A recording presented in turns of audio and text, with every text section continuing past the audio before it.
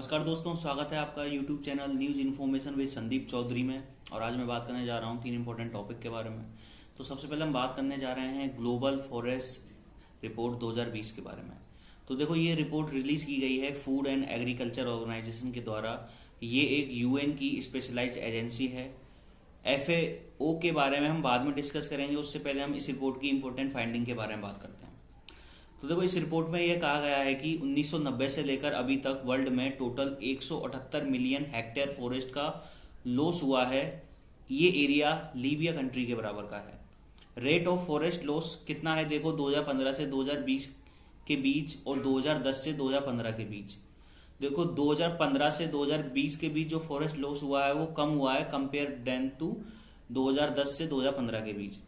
अब हम बात करते हैं आंकड़ों की। तो 2010 से 2015 में 12 मिलियन हेक्टेयर फॉरेस्ट का लॉस हुआ था और 2015 से 2020 के बीच 10 मिलियन हेक्टेयर का लॉस हुआ है।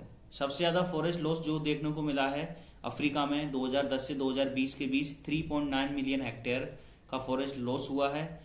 और उसके बाद साउथ अमेरिका का नंबर आता है जिसमें फॉरेस्ट लॉस हुआ है एनुअल बेसिस पर 2.6 मिलियन हेक्टेयर का। हाईएस्ट गेन कहां पर हुआ है? तो हाईएस्ट गेन हुआ है हमारा एशिया में 2010 से 2020 के बीच, उसके बाद ओशिनिया और यूरोप में। अब हम बात करते हैं FAO के बारे में। ये देखो, UN की एक स्पेशलाइज एजेंसी है जो फोकस करती है इस बात पर कि वर्ल्ड में भुखमरी को कैसे मिटाया जाए। टोटल मेंबर हैं 194 देश। 130 से ज्यादा देशों में काम करती है ये ऑर्गेनाइजेशन, ताकि प्रयास किए जा सके भुखमरी को मिटाने के लिए। हेडक्वार्टर है इसका रोम, इटली में। 1945 में इसे स्टेबलाइज किया गया था। डेवलप्ड तथा डेवलपिंग कंट्री दोनों इसके अंदर शामिल हैं और ये एक ही मंच पर होकर काम करती हैं ताकि वर्ल्ड के अंदर जो भुखमरी जैसी रिलेटेड प्रॉब्लम हो उसको खत्म किया जा सके। हर 2 साल के अंदर इस बॉडी का, इस ऑर्गेनाइजेशन का मीटिंग होती है। जितने भी मेंबर्स कंट्रीज हैं 194, वो आपस में मीटिंग करते हैं हर 2 साल में और डिस्कस करते हैं कैसे ये बॉडी काम करी, कैसे बजट आएगा और किस प्रकार से हम वर्ल्ड में भुखमरी को कम कर सकें। तो ये था हमारा topic global forest resource assessment 2020 के बारे में। अब हम बात करते हैं second topic, defence testing infrastructure scheme यानी कि DTIS के बारे में।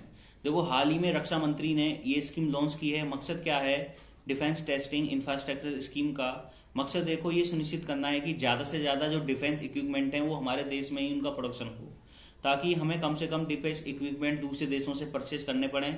तो ये इंश्योर करने के लिए स्पेशल फोकस होगा MSME पर और स्टार्टअप पर जो कि डिफेंस प्रोडक्शन पर पार्टिसिपेट करेंगे।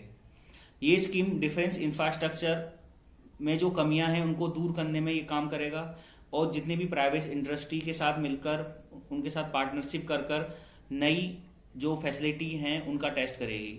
जैसे कि और उन टेस्ट की फैसिलिटीज में इन सब चीजों को टेस्ट होगा, जैसे कि unnamed aerial vehicles, radar, electronic telecom equipment, rubber testing, noise and shock testing, इन सब चीजों का टेस्ट होगा उन टेस्टिंग फैसिलिटी में जो स्टेबलाइज की जाएंगी इसके अंतर्गत। तो फंडिंग की बात करें तो गवर्नमेंट इसमें 75% फंडिंग प्रोवाइड कराएगी। बाकी 25% फंड आएगा वो स्पेशल पर्पज व्हीकल से आएगा, जो कि प्राइवेट कंपनीज के द्वारा होगा और स्टेट गवर्नमेंट के द्वारा होगा। ये स्पेशल व्हीकल पर्पज को रजिस्टर किया गया है 2013 के अंदर, 2013 की रिपोर्ट के अंदर। तो ये था हमारा डिफेंस से रिलेटेड। अब हम बात करते हैं इवेंट बोर्ड के बारे में। CERT यानी कि कंप्यूटर एनर्जी रेस्पॉन्स टीम ने देश की जनता को आगाह किया है कि इवेंट बोर्ड के बारे में जो कि एक मॉलवेयर है। बेसिक इंफॉर्मेशन हम डिस्कस करें। इवेंट बोर्ड एक ट्रोजन है। ट्रोजन क्या होता है कि एक मैलिशियस कोड जो लगता है कि ये सॉफ्टवेयर जैसा है, लेकिन सॉफ्टवेयर की आड़ में पूरी मोबाइल फोन या फिर कंप्यूटर को कंट्रोल कर सकता है। मतलब आपको लगेगा कि हम सॉफ्टवेयर डाउनलोड कर रहे हैं, लेकिन एक्चुअल में सॉफ्टवेयर नहीं होगा, वो एक मैलिशियस सॉफ्टवेयर होगा जो आपकी सारी इंफॉर्मेशन को एक्सेस कर लेगा और उससे भेजना होगा।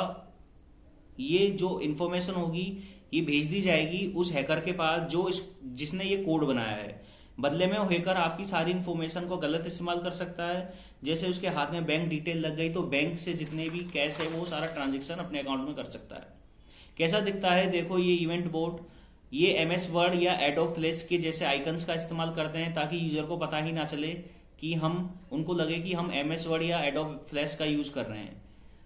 लेकिन एक्चुअल में इवेंट बोर्ड होगा वो जो भी पर्सन का डाटा होगा वो चुराएगा आसानी से। इस प्रकार की एप्लीकेशन को टारगेट किया जाता है बैंकिंग डिटेल्स को निकालने के लिए। लेकिन अभी तक कोई ऐसी इंफॉर्मेशन नहीं आई कि गूगल प्ले में कोई ऐसा सॉफ्टवेयर मिला है, उनमें कोई मालवेयर मिला है, ऐसी कोई इंफॉर्मेशन अभी आई नहीं है। लेकिन जो इंडिया गवर्नमेंट है उसने सचेत किया है लोगों को कि ऐसे जो सॉफ्टवेयर हैं उनको डाउनलोड ना करें, ताकि जो आपकी प्राइवेट इंफॉर्मेशन हो, मोबाइल की इंफॉर्मेशन हो या बैंक डिटेल्स की इंफॉर्मेशन हो, वो लोगों के पास या हैकर के पास नहीं जाए, ताकि पैसे जो हैं आपके अकाउंट में वो बचे रहें। तो ये थे हमारे इंपॉर्टेंट आज के 3 टॉपिक। आई होप आपको वीडियो अच्छा लगा होगा। इस प्रकार से मैं आगे टॉपिक लाता रहूंगा। वीडियो को शेयर करें, सब्सक्राइब करें और लाइक करें। Thank you.